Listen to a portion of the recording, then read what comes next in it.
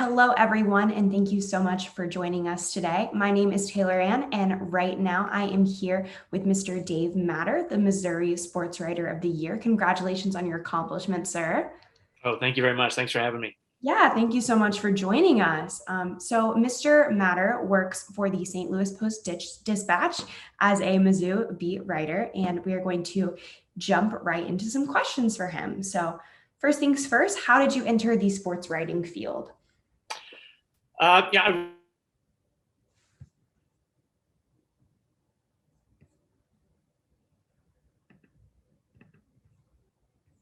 really probably got started in Louis, and it was something that I kind of just fell into and started doing as a freshman, and then started doing a little bit more as a sophomore, a little bit more as junior and senior, and got to the point where it's something I kind of thought about wanting to do in college, or at least going to a journalism school and seeing what could develop from there.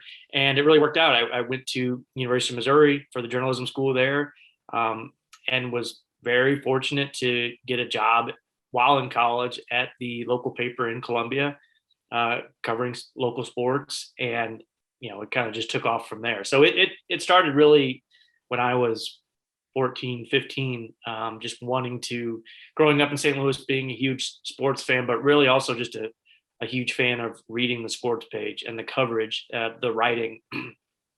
I love to read books about sports, and at that age, there was really nothing else I wanted to do other than to write about sports, whether it was local teams or some other team I could discover, or athletes or coaches down the road. But I really never thought about doing much else. That's awesome. So you briefly touched on this, but you want to go into a little bit more detail about what you went to college for and that job experience that you had that led up to your current position. Yeah, so I went to the University of Missouri in-state school because I was looking at other schools, but I knew I wanted to do journalism. It didn't really make much sense to go anywhere but Missouri, since I lived in the state and could pay the in-state tuition. And I wanted to get away from home, but you're still not that far away, so you could still visit pretty easily, just about 2 hours away, hour and a half or so. And Mizzou has just an incredible journalism school. You get so much experience, working for professional outlets, whether it's a TV station in town, or you want to do, there wasn't as much, work with podcasts, or those didn't really exist yet, or really the internet was still, we use the internet, but not quite like we do today.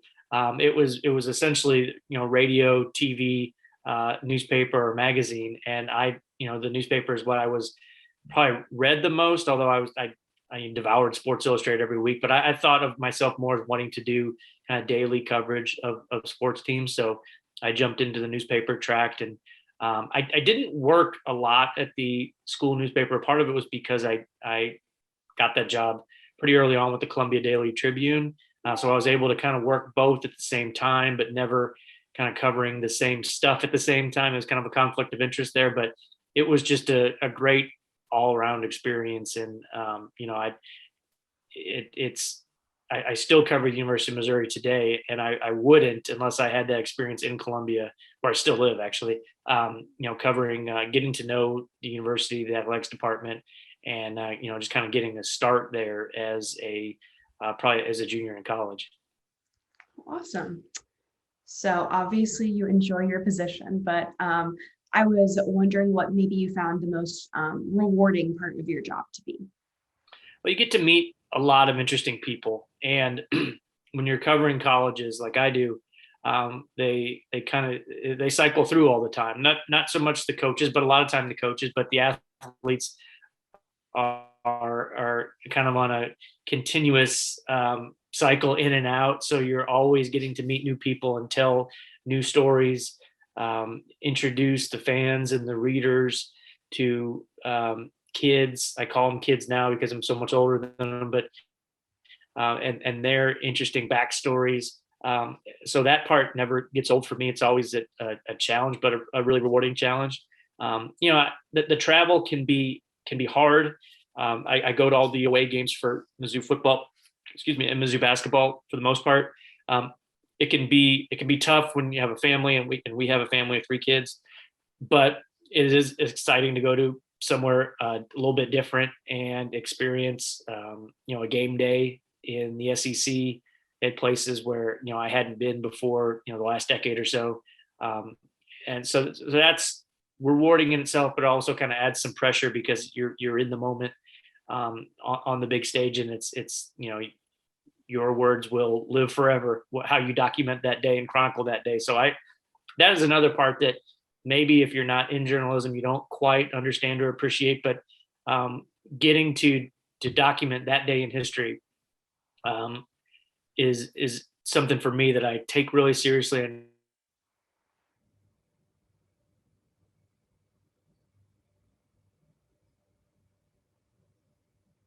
never take for granted at the same time. And you have to enjoy writing to do this job, and I still do after doing it for more than 20 years. Awesome. Thank you for that. So I'm sure you have some cool stories from your time in your position. So I was wondering if you had one or two of your favorites you wanted to share with us today. Oh, good question. Sometimes the most fun things are when you kind of step out of your comfort zone and get to cover something else. I've covered college athletics for a long time.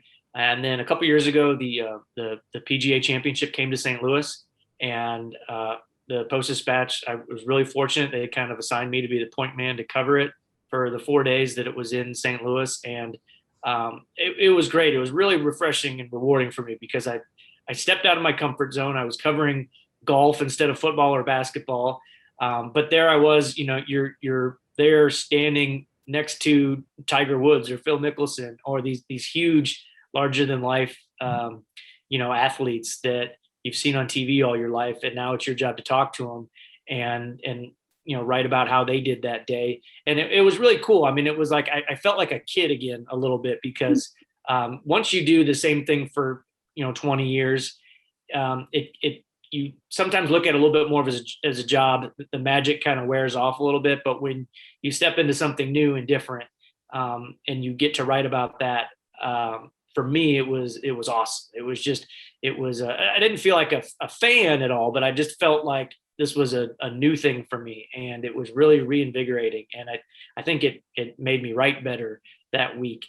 So I really treasured that experience. And also I was doing something different. It was a little hard. I didn't really know my way around how to cover a major championship. I'd never done it before. So I was learning on the go, kind of challenging myself. And I think that's always rewarding. We can get, you can get not necessarily bored, but when you're doing the same thing for a long time, you can kind of develop maybe bad habits, or you just maybe take it for granted a little bit every day. But when you're doing something new and exciting, you got to be on your toes all the time. And for me, that was a great challenge, just a great experience. Awesome. So when you cover something that's so like vastly different than, not necessarily vastly, but different than what you normally cover, do you have any tips for maybe stepping out of your comfort zone? Look for people that know what they're doing and follow them around, and don't be afraid to ask for advice. I mean, a good friend of mine that week that really helped me out was Joan Neeson. She's a tremendous writer and reporter.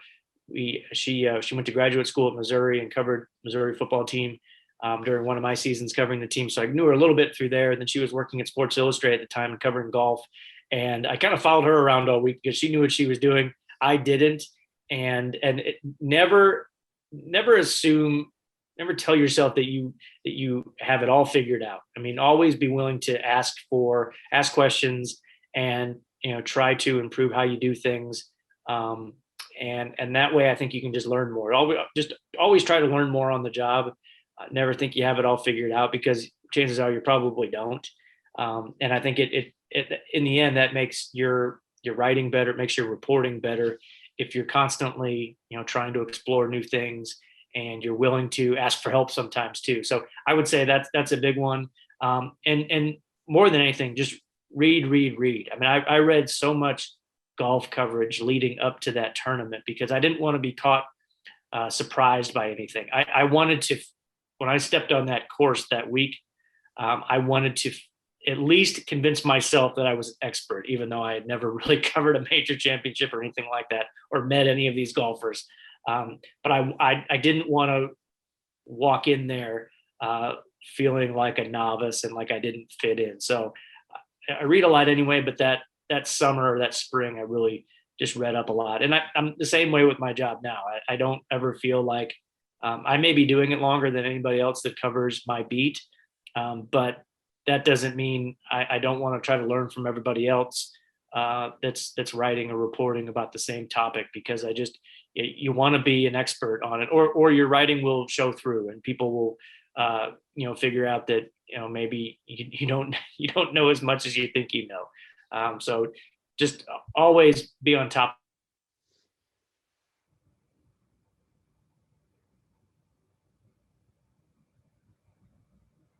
of what you're covering, what you're writing.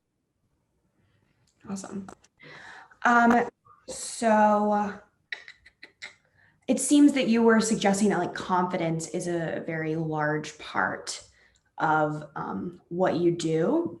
Correct me if I'm wrong, but what would you say to that? What are some maybe suggestions that you would have to build up that confidence? I think the best thing you can do is just get more experience. And the more comfortable that I am in a setting, whether that's interviewing coaches or athletes or covering an event, writing on deadline, nothing builds that confidence for me more than just getting the experience and getting it done. And sometimes that includes making mistakes and try to learn from them. Always try to do better than you did the day before, the season before. I try to, when I look at what I do is kind of season at a time when it comes to maybe say football season. And I don't necessarily always write them down, but I always try to have goals in mind for each season of what I want to do as far as my own personal work compared to the last year, kind of self-evaluate. Okay, I think I can brush up in this area. I've got this handled pretty well, but it would really help my writing, my reporting, if I would focus on this a little better, sharpen this up more, because I felt like it was lacking last year a little bit. So constantly kind of self-evaluate, read what you write, go over it, and just try to be a better version of what you want to be each year. And it's, you're not always going to maybe make that progress, but I just feel like if you're aware of what you're not doing well, that's the best way to get better, and admit that, hey, this is a weak area for me. I need to get better here.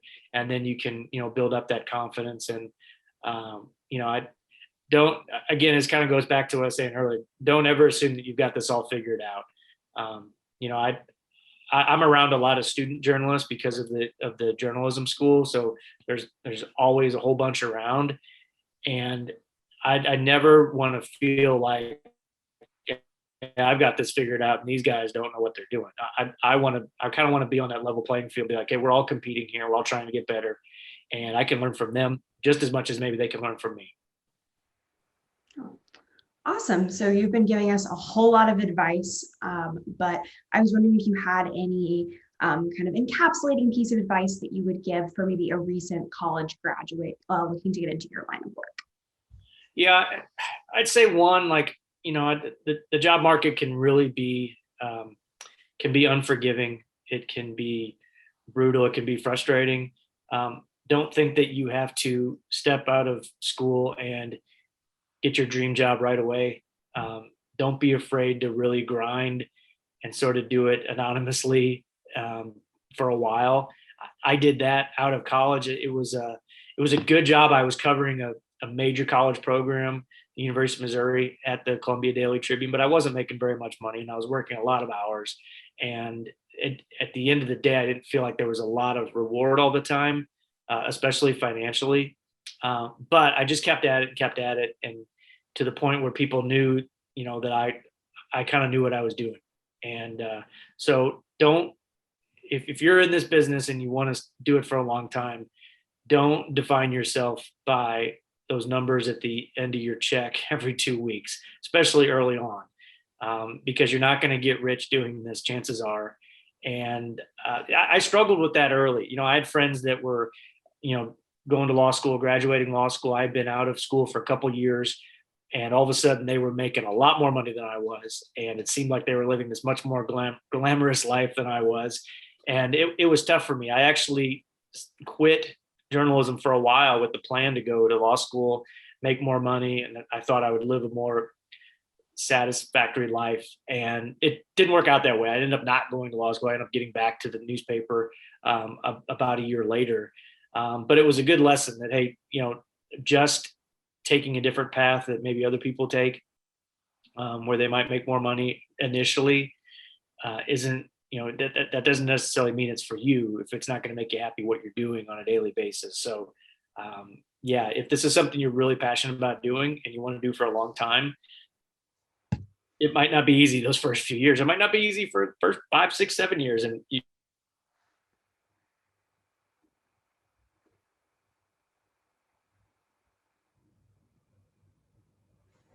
got to, if you want to have a family, especially if you do want a family, make sure that your spouse, your significant other kind of understands, what you're into. And the hours are tough, a lot of weekends, a lot of nights, and you're not bringing home the biggest paycheck probably at the beginning. So if you find somebody who is okay with that, like I did with my wife, then you can really set yourself up to have a really rewarding career. Awesome. Thank you so much, Mr. Matter, for taking the time today and speaking to us and giving us so much great advice. I know I learned some things, and I'm sure our viewers learned some things also. So thank you so much, everyone, for watching. And thank you again, Mr. Matter. Thank you. Appreciate it.